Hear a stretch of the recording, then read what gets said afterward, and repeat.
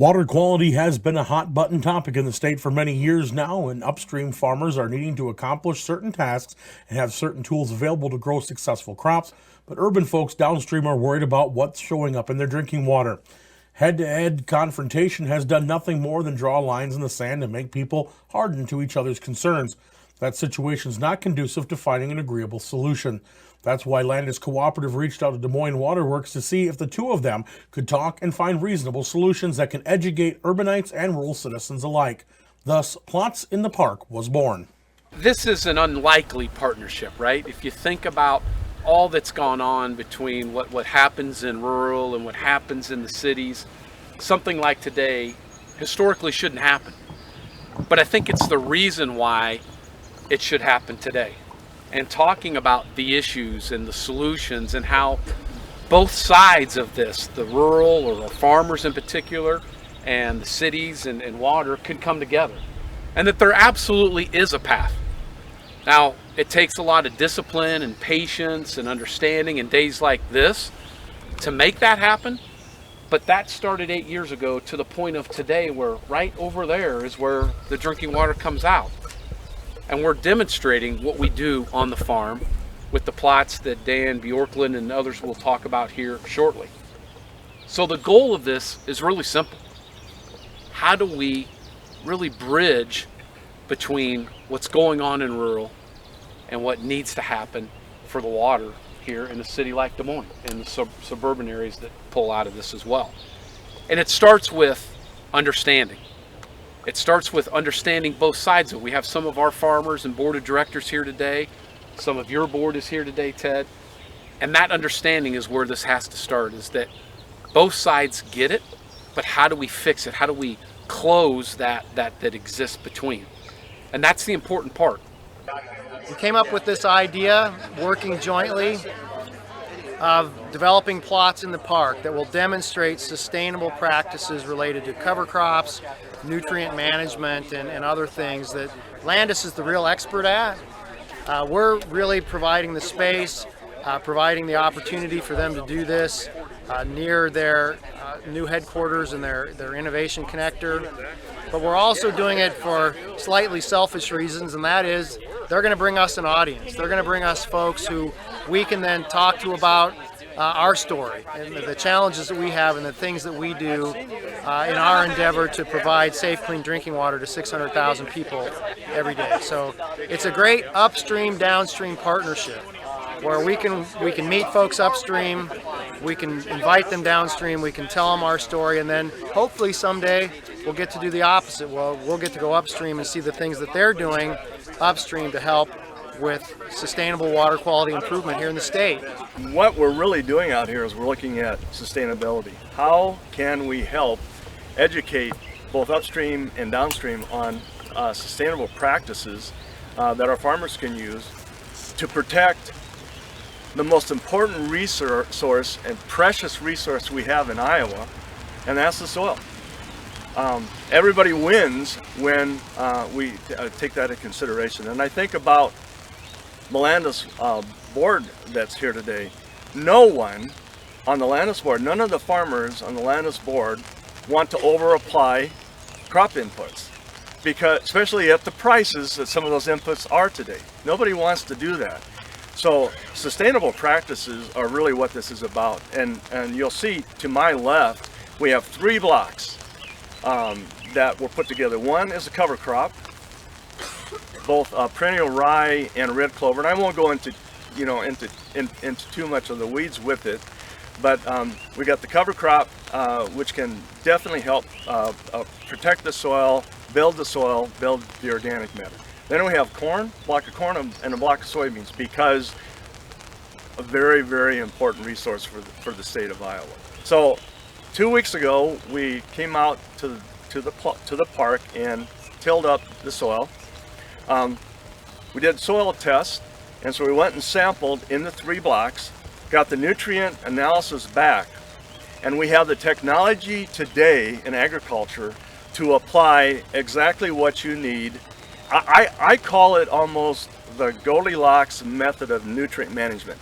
You don't want too much, and you got to have enough to get the production that you need. So we're trying to fight not too much, not too little, but that just right. And we have the technology to do that. We've had that for a long time. I've been an agronomist for 42 years. And I can tell you that not everyone in ag retail that I have known has been concerned about sustainability. There are some that basically what they wanted to do was sell as much inputs as they could to the producers. I joined Landus 6 months ago when I could have very easily retired. And I did it because I believed in what Matt Carson's talked about in the Landus way. The Landus way is doing what's best for the farmer members. And I am really excited to be a part of this project and several other projects that we have in place. And the innovation that's coming into agriculture is absolutely amazing. When I started in the business, we plowed everything up and all you saw was black soil. And as a matter of fact, a lot of people love that smell of that black soil. And really what that was demonstrating was that you were having carbon being released up into the atmosphere. And it was almost like, if you want to use the analogy of dollar bills floating up, because you were losing some of that productivity. Iowa State and some of the land-grant universities many years ago started talking about more conservation, more reduced tillage. And over the 40 years, you very seldom, when you drive outside of Des Moines or any of the cities into the rural areas, you very seldom just see blackened soil. There's various levels of residue left. That is sustainability, and those practices have already been in place.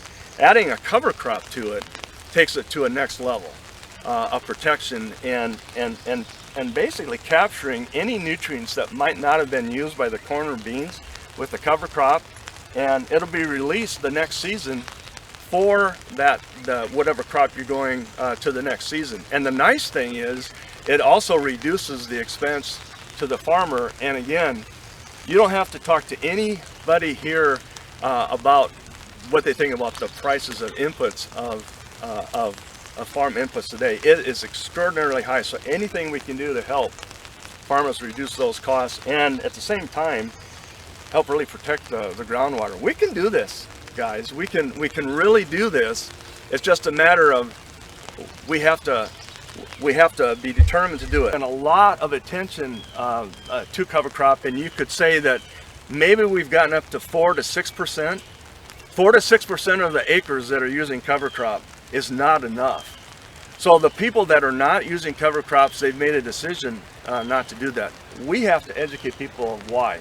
You look at something like a red clover. If we can come in here and show the benefit of this type of a cover crop and what it'll do and what it'll put back into the soil, I think that'll help us. But it is all about education.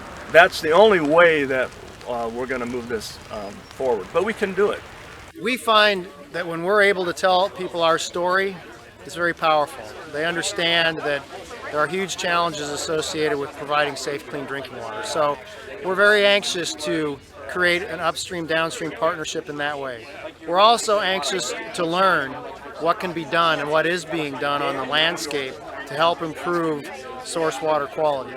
We understand Iowa is an agricultural state and it's going to stay an agricultural state. We firmly believe that we can have both successful, productive agriculture and clean surface waters in the state of Iowa. This is a perfect example of the kind of practices that are going to be needed on every acre, and we're happy to be a part of that. It's just as important to have our farmers here this summer as it is having drinking water consumers. At the end of the day, we've got to showcase the farmer that it's not just cover crops. There's many other tools and there's paths. And it will only work for any farmer when they can get the win they need, when they can get the economics that helps them win. And so it's the role of Landus as their cooperative they own to be able to put the path in motion to show them that there is other options, there's ways that could be equal to or better than what they're doing today, and we have to take that responsibility. I don't blame our farmers. It's a complicated topic, but Landus and companies like Landus have to step to the plate and start taking full responsibility for how we educate, how we engage, how we collaborate, how we become more transparent. And when we start leading, our farmers will follow. but somebody's got to take that path and lead it forward in a way that's really directly owned by farmers, and there's no better place, in my humble opinion, than a cooperative like Landus.